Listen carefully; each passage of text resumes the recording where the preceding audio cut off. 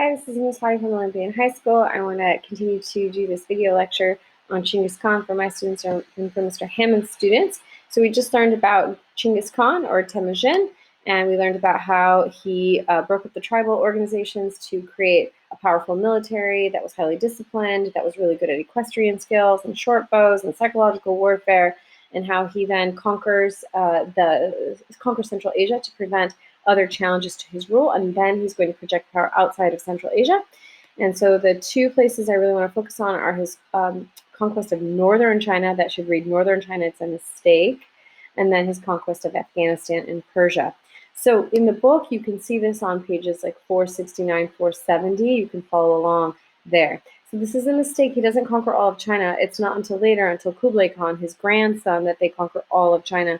So at the time, you need to know that in China, in the post-classical China, you have the Sui Tong Song dynasty, right? Sui Tong Song dynasty. Song dynasty is the weakest militarily. At first, they are getting attacked by the Khitan, and then they are attacked by the Jurchen. The Jurchen then establish an empire in the north called the Jin Empire, and in the south, you have what's left of the Song, the truncated Song Empire, with its capital at Hangzhou. Okay, so what he's attacking is this northern part. He's attacking the Jurchen people, and he's going to continue to have conflict with them all the way up until the 1230s, 1234. But by 1220, they more or less have control over this northern part of China. They establish a capital here called Khanbalik, not to be confused with Karakoram, which was the main capital. So the capital in China of the Mongols is Khanbalik. You need to write down both of those capitals. Okay, so that's the conquest of northern China. Let's move on to the conquest of Afghanistan and Persia. It gets really confusing here. So I just want you guys to know that at the time, right, when we talked about the Persia proper, that had been conquered by the Abbasid dynasty, but I don't want you to get confused. For now, don't worry about all the details and all the other history of it. Just know that there was, at that time, a dynasty that's sometimes called the Khwarezm Shah dynasty. It has other names that it goes by. But basically, it was a successor, or somebody that comes after, Seljuk Turks, who had come and attacked this area, and they had conquered it. And so you have the Mongols attacking the Khwarezm Shah after an incident with their emissaries. So according to your book and to other sources, the Chinggis Khan or Genghis Khan wanted to open diplomatic relationships with Khwarezm Shah. Khwarezm Shah mistrusted these people. He thought they might be spies. He really didn't like the Mongols. And so he's going to have these emissaries and the merchants that Chinggis Khan sends killed as retaliation and revenge. Chinggis Khan is going to follow him all the way to an island in the middle of the Caspian Sea, where the Khwarezm Shah dies, and then the Mongols take over his realms, his areas.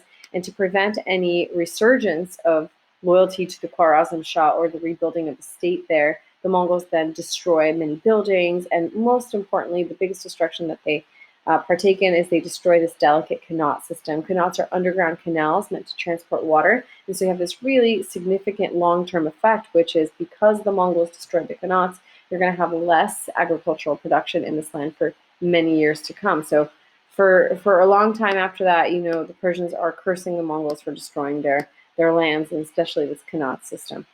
So by the time that Chinggis Khan dies in 1227, he's built this huge empire, but he didn't really build an administrative system. So administration is your ability to govern. So he didn't have a good government. Instead, he would collect tribute, which is a kind of like payment from the places that he conquered. So it's up to Chinggis Khan's grandsons and heirs and successors, the people that come after him, to do the work of building a government versus just conquering a government that functions.